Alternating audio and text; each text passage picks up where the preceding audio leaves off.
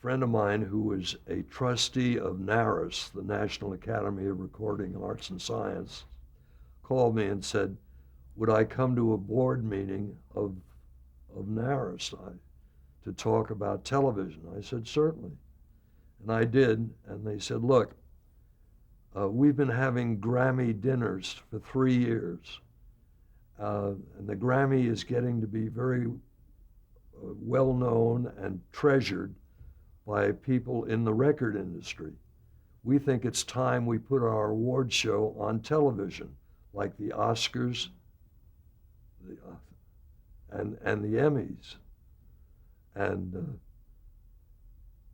I said, well, that's an interesting idea. What are your categories? And they broke it all down for me. And I went to the 3 networks, and I got the same reaction from all 3 of them. We've got enough.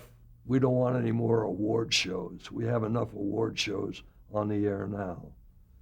So I came up with the idea of taking, after the awards were announced, taking the top 10 winners, like best vocal performance, best comedy performance, best group, chorus group, and so on.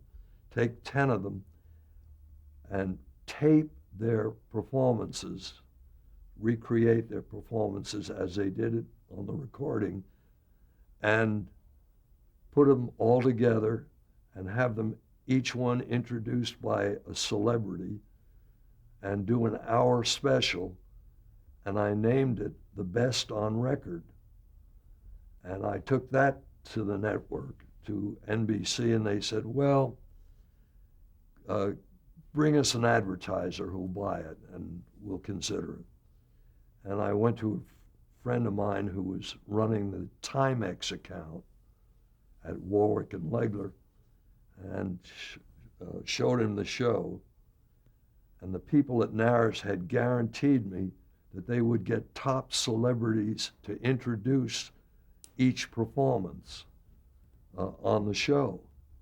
And I told him that, and he got interested and said, all right, if NBC will clear time for it, for the hour, we'll buy it. I went back to NBC, and of course I had friends at NBC, and they agreed that they would put it on.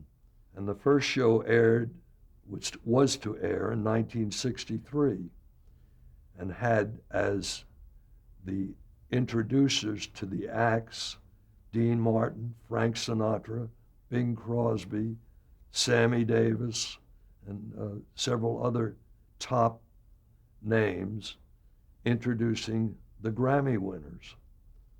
Initially, I left out the part, the network people said, what's a Grammy? Is that somebody's grandma?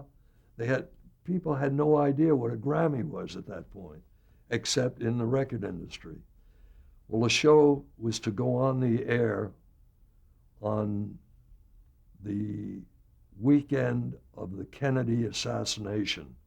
We had a Sunday night time period, and after the Kennedy assassination on Friday, all the networks went black for the weekend in mourning for the president. And the show was preempted, obviously. And interestingly enough, one of the acts on the show was Vaughn Meader, who had won a Grammy for his album about the Kennedy family, where he imitated JFK. And we had to pull that out of the show because obviously you couldn't use it. And we substituted another Grammy winner, Tony Bennett, singing I Left My Heart in San Francisco. And the show went on 2 weeks later and was the top rated show for the week because we had all those names on it. And NBC was able to promote it, and we were off and running. We did that show for over a period of 8 years. We did 7 best on record shows. And at the end of the period of 8 years, the NARIS board met, called me in, said, now we want to do a live award show. We think we've gotten that far in, that we've gotten that popular, we can do an award show. So I said, get yourself another boy. I'm not going to produce it because none of your winners are ever in the same place at the same time. All of these Grammy winners are touring constantly. As a matter of fact, putting the tapes together in the Best on Record show, we had to travel all over the country and tape in all kinds of places. Boston, we had to go to London to get the Beatles. We had to go everywhere. I said, you can't get your winners together to do an award show. He said, well, we're going to try it anyway. And Pierre Cosset, a producer, came in and said, I'll do it. And he's been doing it ever since. We did our last show in 1971. And he's been doing the Grammy show live awards ever since.